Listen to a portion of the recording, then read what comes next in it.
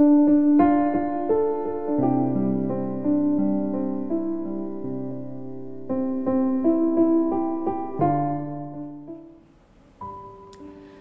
kita bangun, kita telah disuguhkan matahari pagi. Kita diizinkan memulai lembaran hari yang akan kita lalui hari ini.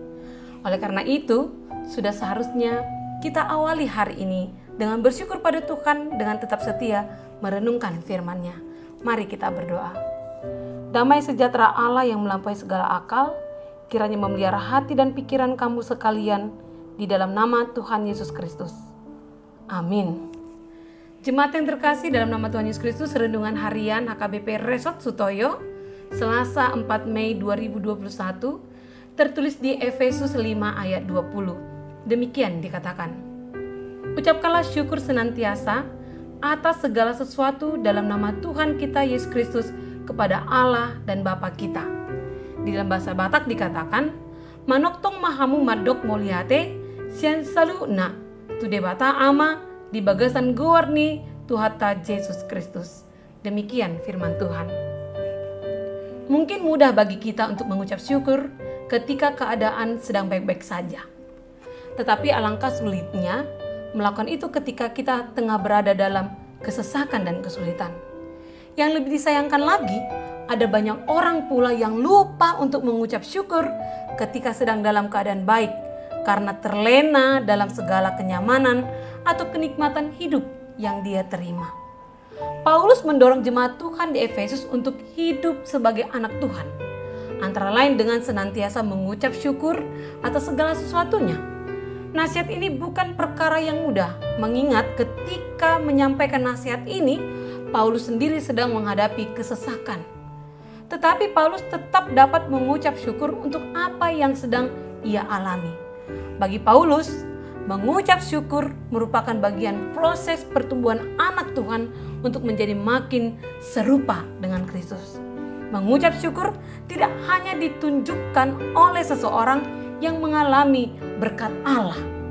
Sama seperti Paulus, dalam kesulitannya pun dia tetap mengucap syukur.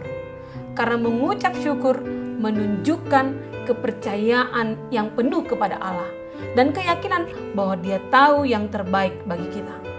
Fanny Crosby adalah seorang yang dipakai Tuhan luar biasa. Sekalipun ia diizinkan Tuhan harus mengalami kebutaan sejak usianya 6 minggu, namun demikian ia sama sekali tidak pernah mempersalahkan Tuhan.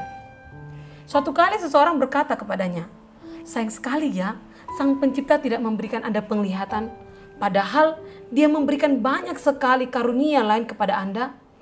Tetapi Fanny menjawab, tahukah Anda, seandainya pada saat lahir bisa mengajukan permohonan, saya akan mengajukan permohonan agar tetap dilahirkan buta.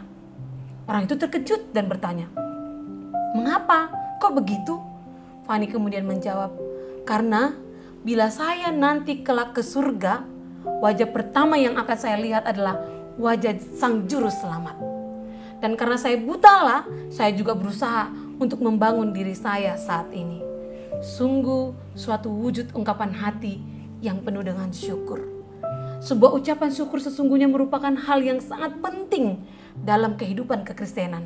Bukan cuma untuk menunjukkan kita sebagai pribadi yang menghargai segala yang sudah diberikan Tuhan dalam hidup ini, tetapi juga karena ada kuasa di balik sebuah ucapan syukur.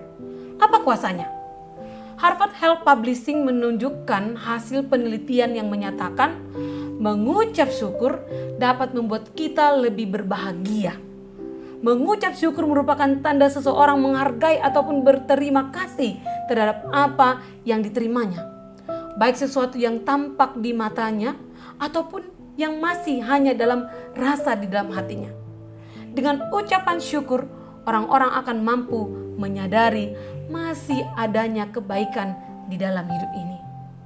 Sebuah penelitian lain pun mengungkapkan rasa bersyukur dapat meningkatkan kesejahteraan, daya tahan, mengurangi stres, serta depresi. Sangat beruntung ya, apalagi di zaman kita yang sekarang yang menghadapi pandemik ini.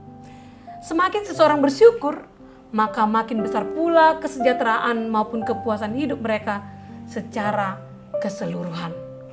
Orang yang bersyukur pasti akan mempunyai kapasitas lebih untuk bersuka cita maupun memiliki energi atau emosi yang positif yang menjadikan hidupnya lebih berkualitas.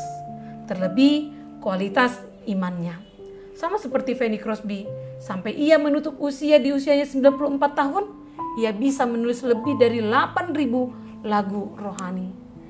Saudaraku, dari firman hari ini kita belajar, seberat apapun masalah yang tengah kita hadapi, baik dalam pekerjaan, keluarga, keadaan keuangan, dan sebagainya, hadapilah itu dengan selalu mengucap syukur dalam segala keadaan.